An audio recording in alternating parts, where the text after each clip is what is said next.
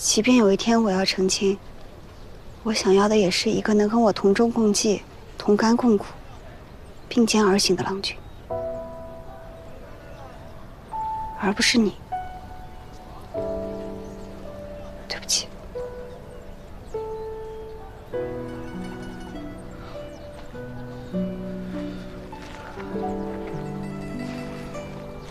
爷才不在意的。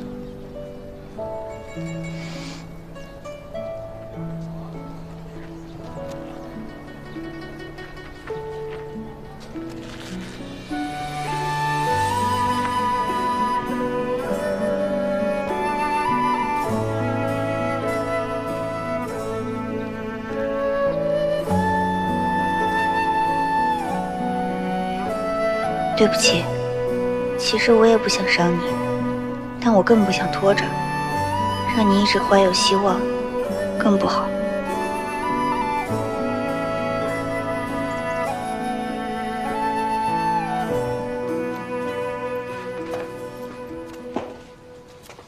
那个周望啊，让他把织过的花本都复制一遍，让他暗中购买一些织机和丝线，分批运往南诏，切记不要留下痕迹。那余家从古北村带回来的那幅纹样要偷回来吗？放在基因那儿吧，我相信他会给我惊喜的。师兄不是想用那幅花本收复余家吗？现如今对我来说，季茵茵要比余家更加重要。与其收复余家，还不如收复季茵茵呢。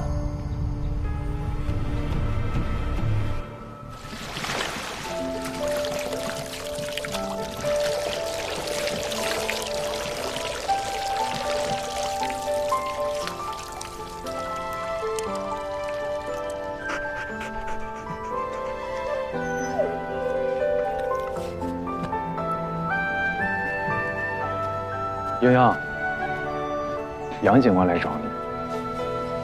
他来做什么？还嫌事不够多。阿兄，你告诉他我很忙。看来是真的很忙啊。怎么聊？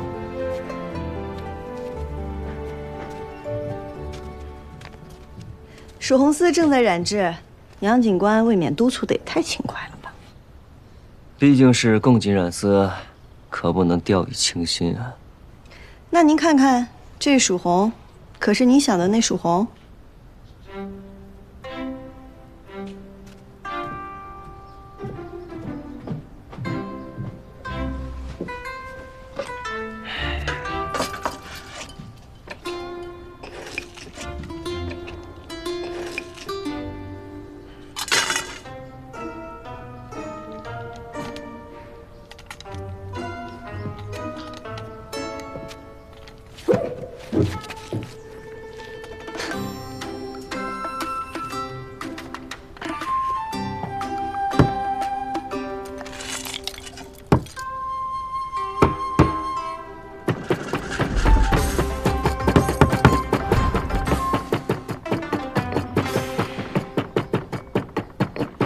我去拜访过于掌柜了，村子里的事我都知道了。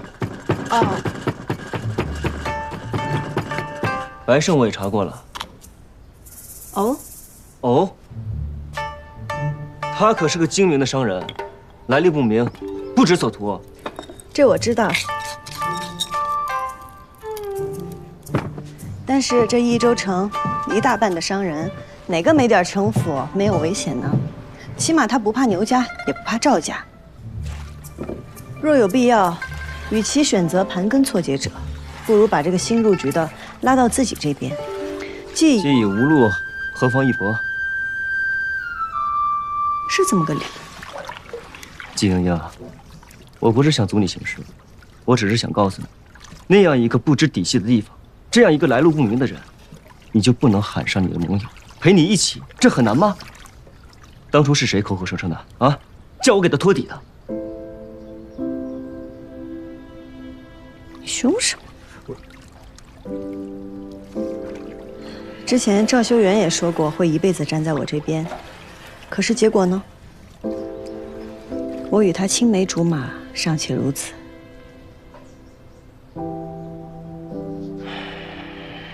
我不是疑你，我只是习惯了，不能握在自己手中的都不敢依靠，只有靠自己的双手，让自己强大的快一点，再快一点。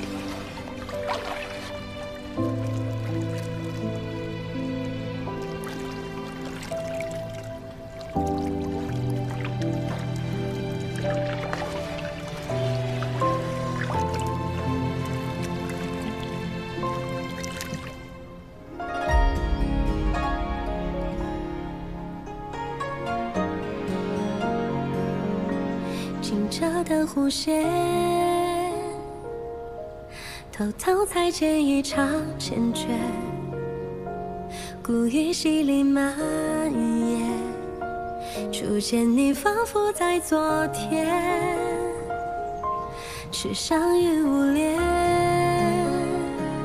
我不知道，我是杨景兰，我杨景兰所许下的承诺，一辈子也是一辈子，荣辱与共，生死不弃。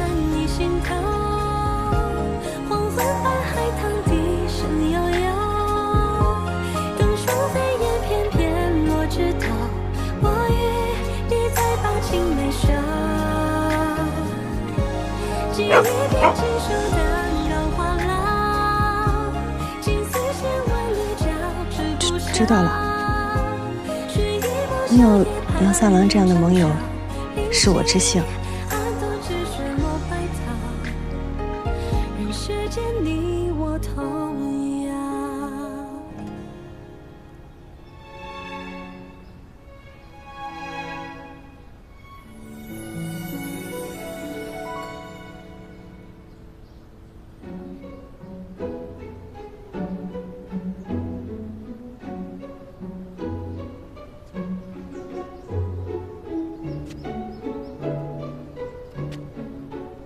怎么了？我还要继续染丝，你先回吧。阿兄，哎，来了。阿兄送杨警官。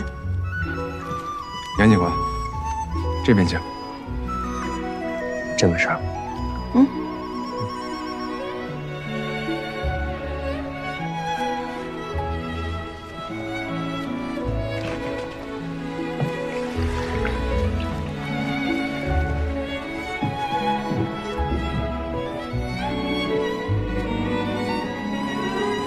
我杨静兰所许下的承诺，一辈子便是一辈子，荣辱与共，生死不弃。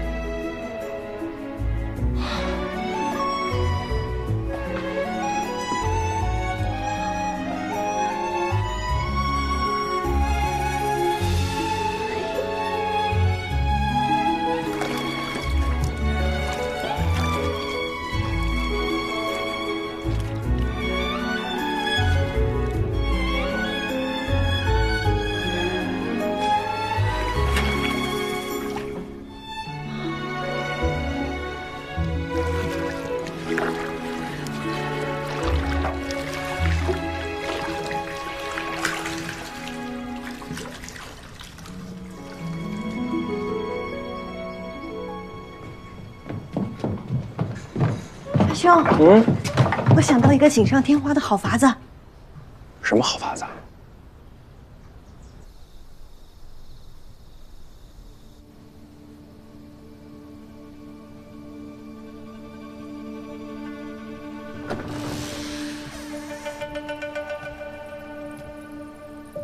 夫君，出去。夫君，我亲自下厨熬的参汤。夫君近几日辛苦了，喝了汤，同我回屋歇息吧。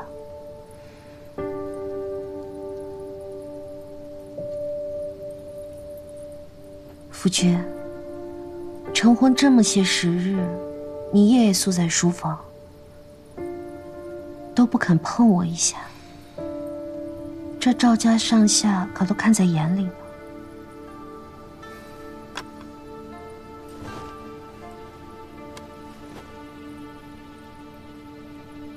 会介意别人怎么看你吗？你我为何成婚？这赵家上下谁人不知啊？你别以为我不知道你想做什么。我只想夫妻和睦，如今也成了算计吗？你是何等人呢？会想夫妻和睦？你不过就是想怀上我的孩子，之后我便没用了，你就可以名正言顺地掌控我赵家上下。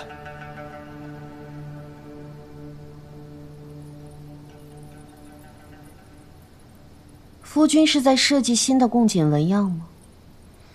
赵家以往的不行吗？还是夫君想学季莺莺，一鸣惊人，为长安看重，为节度使看重，以后便不必再仰仗我牛家权势。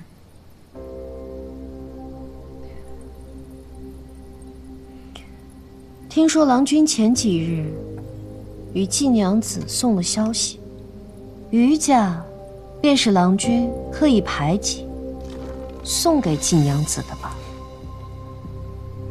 如果我阿爷知道郎君是如此两面三刀之人，不知会作何感想？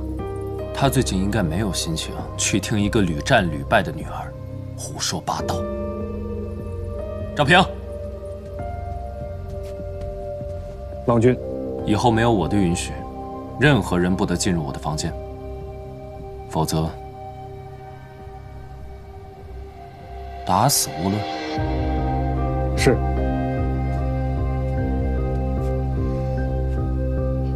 郎君好大的气魄。没有你牛五娘，我赵家照样给牛将去支节，但没有我赵修缘，你赵二夫人毫无价值，孰轻孰重，你比我清楚。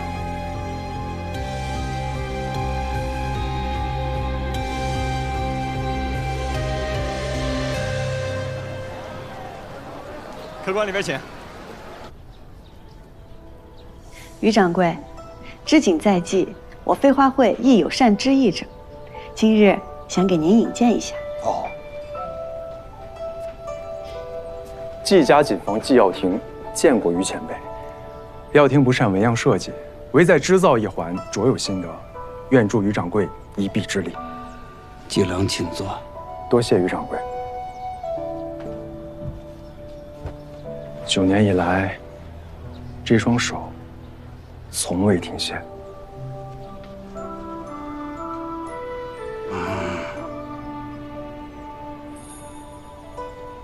季郎技艺不减当年呐，我于家织锦房恭候季郎君。多谢于掌柜。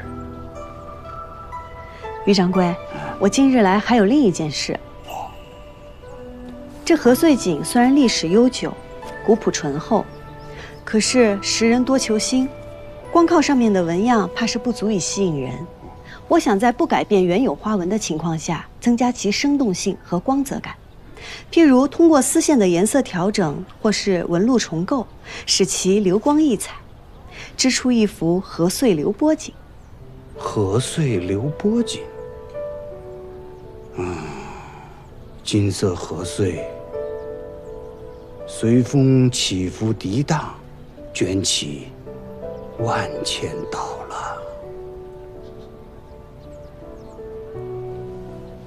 金娘子，这锦的明暗光泽，一般来说，取决于丝线的光泽、颜色的配比、织法的组合而决定的。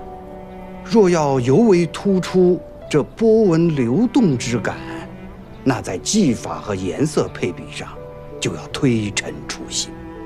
当然，其难度呢，不亚于研发一种新锦呢。如今，这禾穗锦的花本，我还尚未还原出来，你又要我织出波光粼粼之感，真是难上加难呐。我阿兄昨日也这样说，但是茵茵认为，我们既然要织，那何不把它做到最好呢？配色我可以帮得上忙，纹路我们可以借鉴蜀绣技艺，但是在织法上还得请您还有师傅们多多研究了。季娘子，这研究禾穗流波锦呢，它不只是技法上的问题。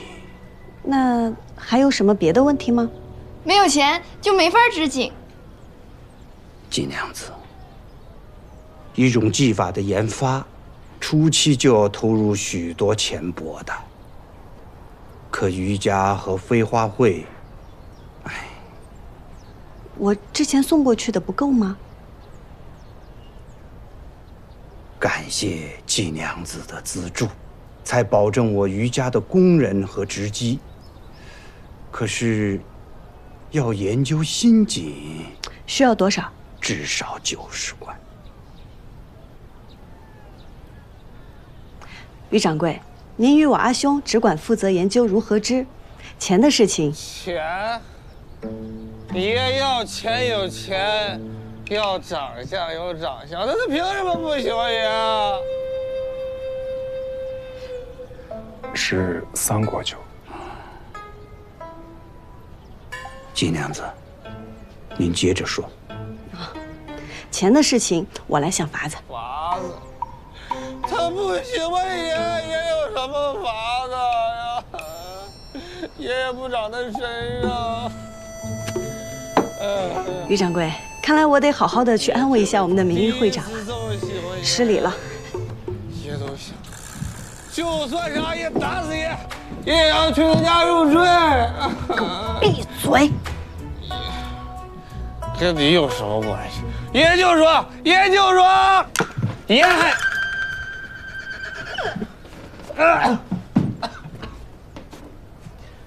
你敢泼爷？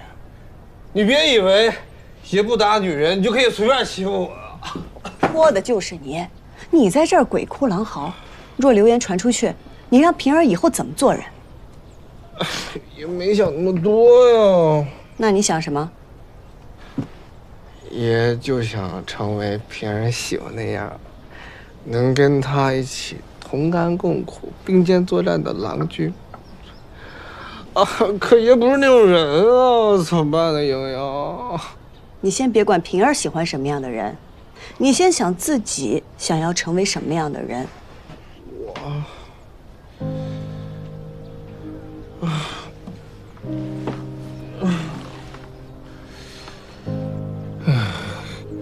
做个人啊，做个堂堂正正、有事可做、有钱可赚、有人尊重的正经男人。那是做什么呀？要跟你们一起染丝吗？爷也不会呀。每个人都有自己的所长，我这儿正好有一件适合你的事。什么事？赚钱。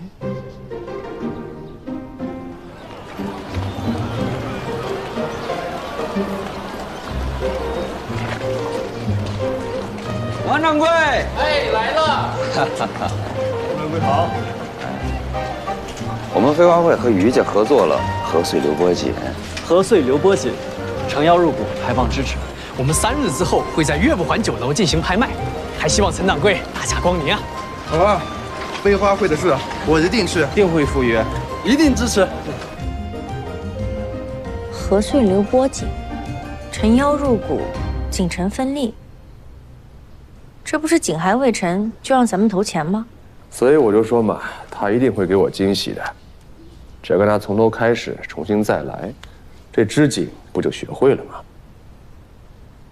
他和那个杨警官情投意合走得颇近，杨警官查的又是……师兄，还是离那个季茵茵远一些吧，免得惹祸上身。他俩有情，我却无心，输的自然不会是我了。不过这女子嘛，一旦陷入感情，往往就会左右她的判断和选择。季茵茵要发展她的事业，这可不太好。我得想一个办法，让她离那个杨静兰远点。这晋娘子倒是想了个好主意，可这些人不是怕得罪牛景，不敢买飞花会的私募，这锦他们敢买吗？大锦护背后谁家没有靠山呢？为了洗光私得罪牛景，的确不值。但是锦就不同了，重利之下必有勇夫，便是不买，也得过去看看。爷知道爷很潇洒，你也没必要这么看着爷呀。你这个人啊，看似肆意不羁，其实呢，还挺通人情世故的。逆死我！走吧，看看热闹去。老夫。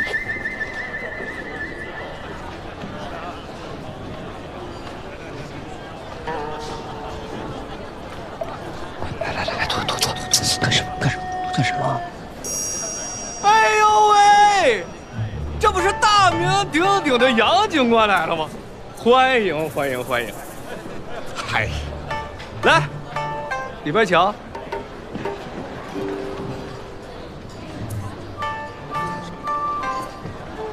14啊，之前都是别人来招待你，怎么如今换做你来招待别人了？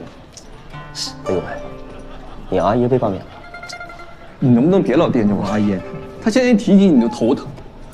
我现在是飞花会的名誉会长，那飞花会有事我肯定帮忙。再说，以爷的能力招待客人，那不绰绰有余吗？啊，我想起来了，英英说了，你是警官，你不能拍，所以没给你留包间。那你的意思是，要我们走？白郎君这边请。哎，他有包间吗？他有。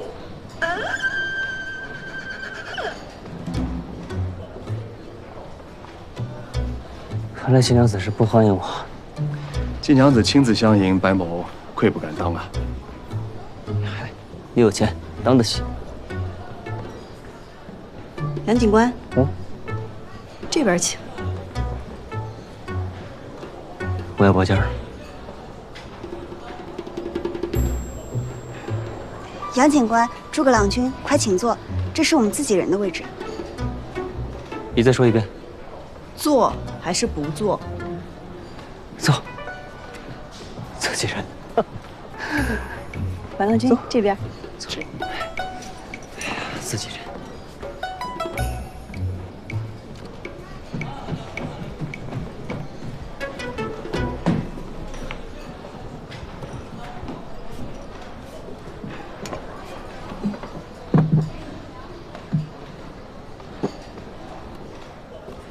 您慢用。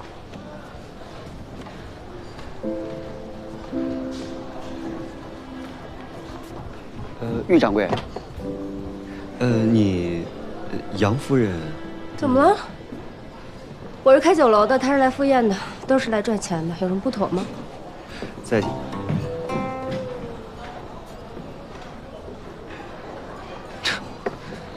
坐。长见识了吧？我们属地的女子，脾气各有不同，一个不小心惹她生气，那可就不好哄了。金娘子，生一笑。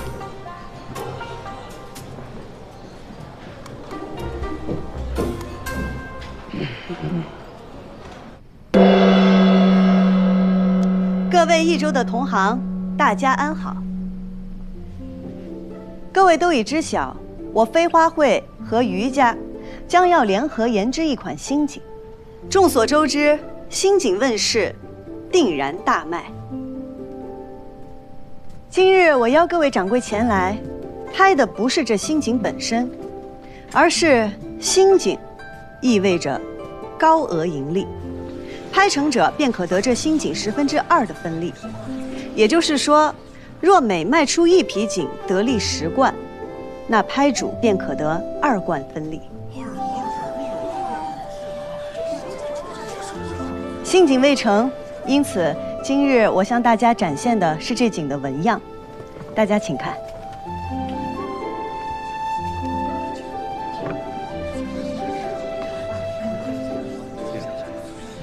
在益州城外有一处名为古北村的地方，世代信奉祭神。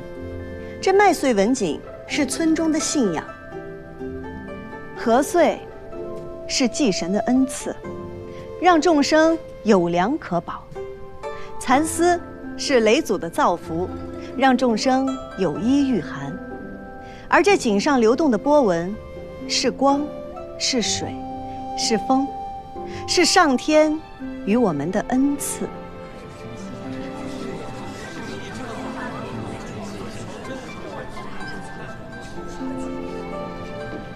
20贯起拍，竞拍开始。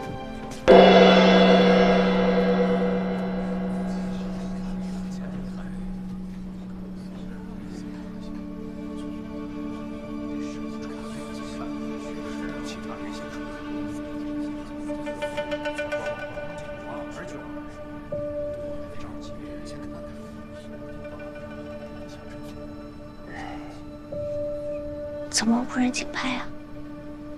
他们大概是在担心研制不出来吧。诸葛郎君，我们飞花会是绝对不会骗人的。我不是那个意思。那些钱对于这些人来说不过是9牛1毛，他们不是不信，只是没人想当第一个出头的。你不会要拍吧？这警官要是拍了假，谁还敢出价？我没钱，捧个人场。哎，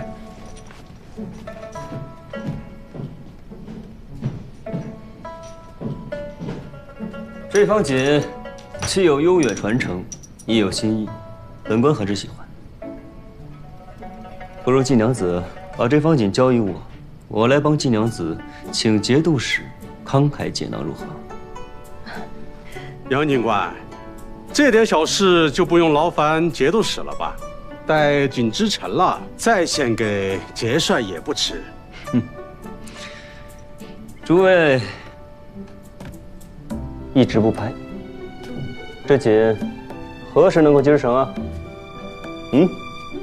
不如这样吧，季娘子，若第一个喊价之人最终能够拍得此锦，你可以与他什么好处啊？那便减1贯钱。若没有拍成，第一位喊价的客人若日后想要与飞花会订丝，那第一笔订单亦可折价1成。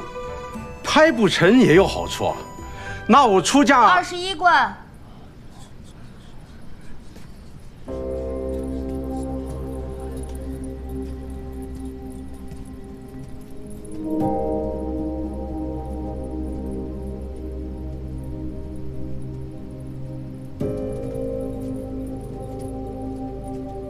21贯，诸位可有再加价的吗？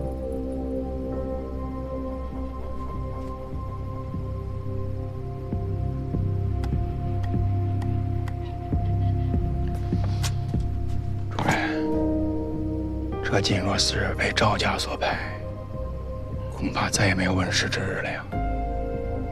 再等等吧。季娘子，价高者得，该落锤了。60贯。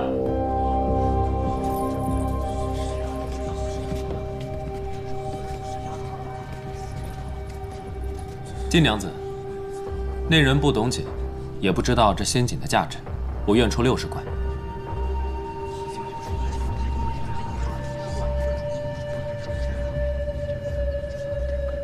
拆自家夫人的台，帮别的女子抬价，夫君做事当真别具一格呀。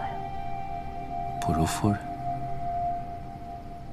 赵家主，赵二夫人，我记得今日没有给2位送过拍卖会的请柬啊。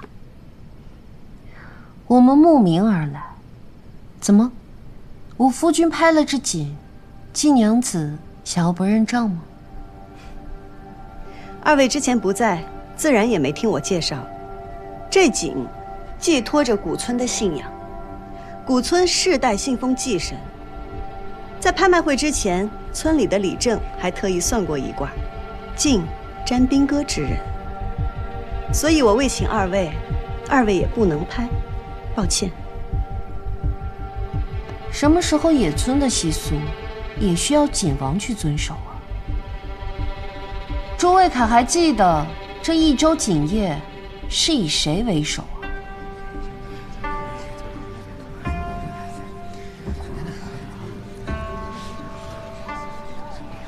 此事我已向景官府呈报。本官总知道景王与景王夫人守一守这规矩，实在是天意难违，王法难违，不愿将这景交给二位。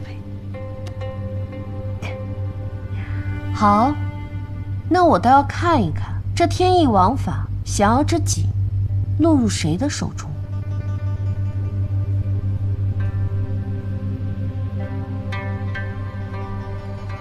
好，那我就让赵尔夫人好好看看。请帘幕。匹夫无罪，怀璧其罪。英英也曾料想诸位不愿大张旗鼓，所以早早地做了布置。每个房间各有一个号牌，一根丝线，对应台上的铃铛。铃铛属于谁，只有各位及飞花会知晓，绝不外泄。诸位若想竞价，牵动手中丝线，铃铛一响，则表示加价无冠。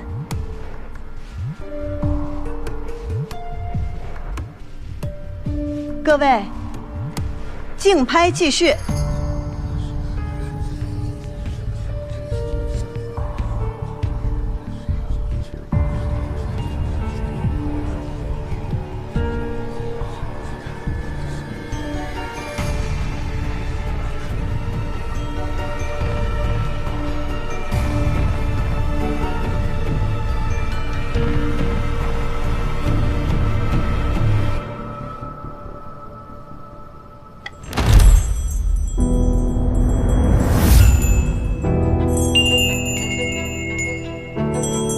弟子1号25贯，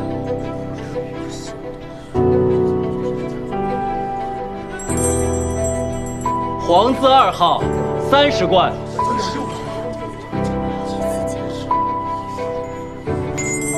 天子1号35贯，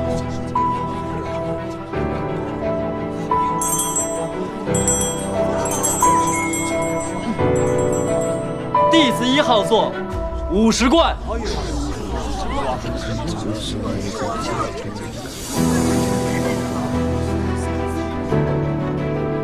这50贯可不是一笔小数目，锦娘子可还满意了？我心里的是90。弟子1号50贯，还有人要加价吗？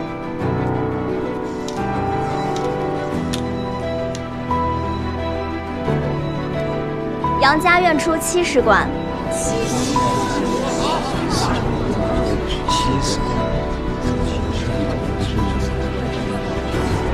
是盲牌吗？杨家这是何意啊？哎呀，不愧是杨家长氏夫人呐！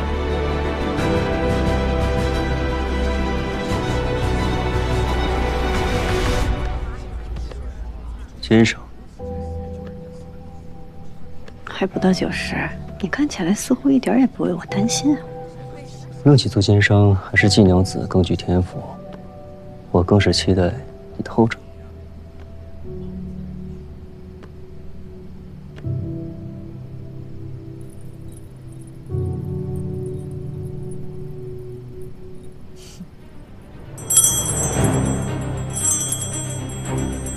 弟子1号80贯。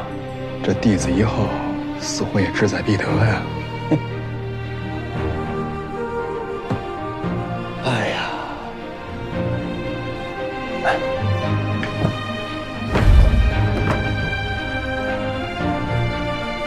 白某愿出90贯。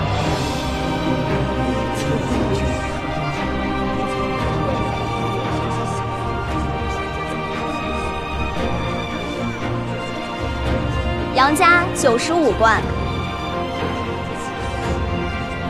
白某100贯。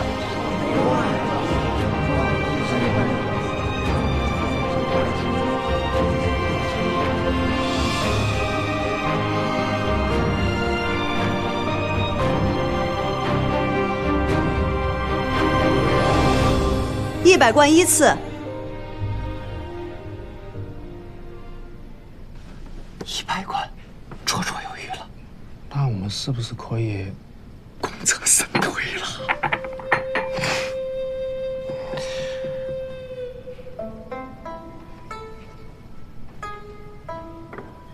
？100贯2次。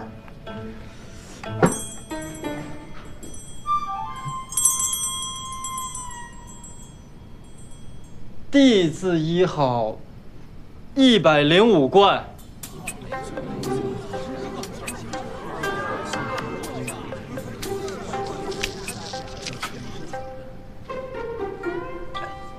多亏爷这好点子吧，但是你们都不懂人心。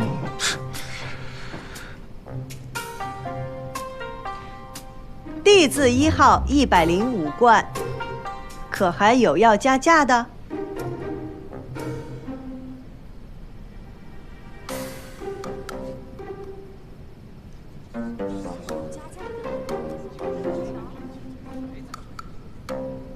？105贯依次。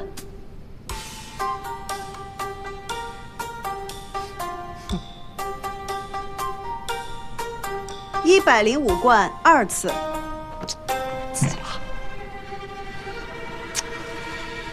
不应该呀！爷叱咤赌场这么多年，分明看出白胜那小子势在必得。这个事情要搞砸了，英英会杀了我们的。你的。白郎君，还要加价吗？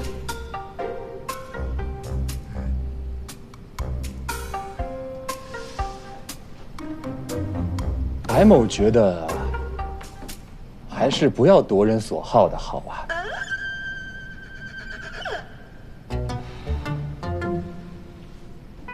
季娘子，您请吧。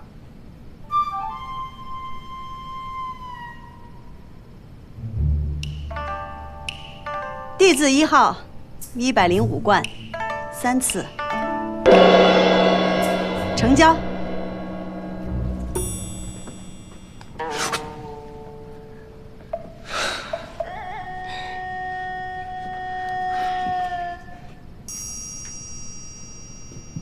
13、14吧。逆子。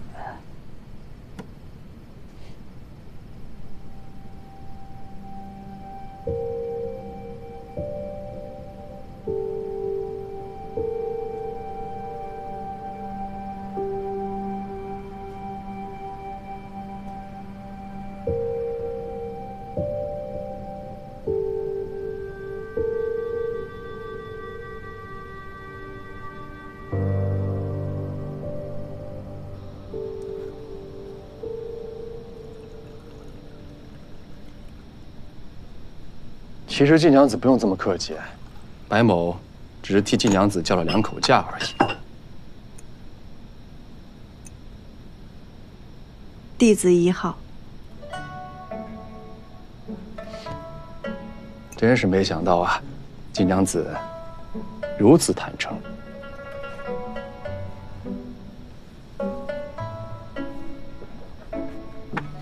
白郎君早已看穿，我又何必隐瞒？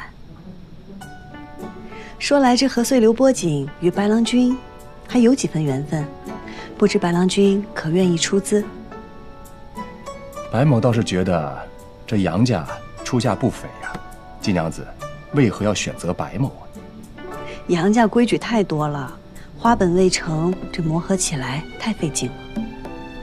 如果白某没有猜错的话，杨家之所以会拒绝季娘子，是因为明面上没有拍成，但最终却得到了景，就会背上一个暗中抢夺匿名买家拍品的名声。这个名声可真是不好听啊。不过，白某的名声，在季娘子眼里也是不值一提的。白郎君哪里的话？白某还好奇，你是为何如此笃定我会答应你的呢？白郎君向来清楚地知道自己想要什么，既然早料到我要说什么，若无兴致，又为何会来？好，钱我可以给，但是白某有白某的规矩。白郎君，请讲。第一，3个月之内必见新景。好。第二，景样是怎么想的、怎么编织的，白某都得知道。第三，白某要去余家景房监工。余家景房不是季家，不是飞花会，我做不了主，这还须得向余掌柜。可以。余掌柜。余掌柜。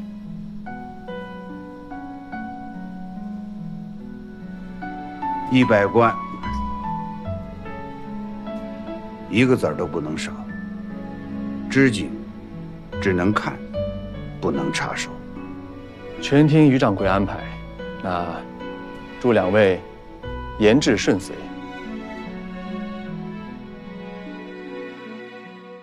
落英缤纷过，跌进尘埃，却在尘埃中开花结果。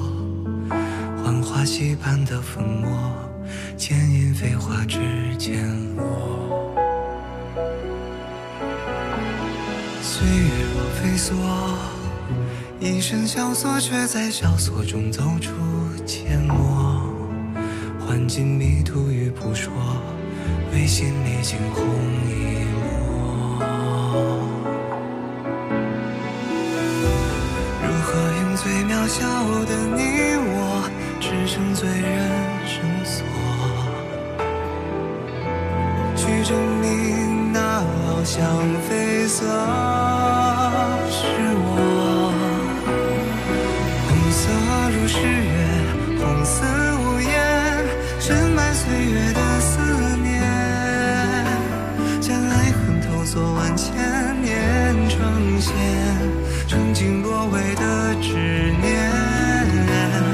红色如火焰，红丝如烟，踏过千山也未眠。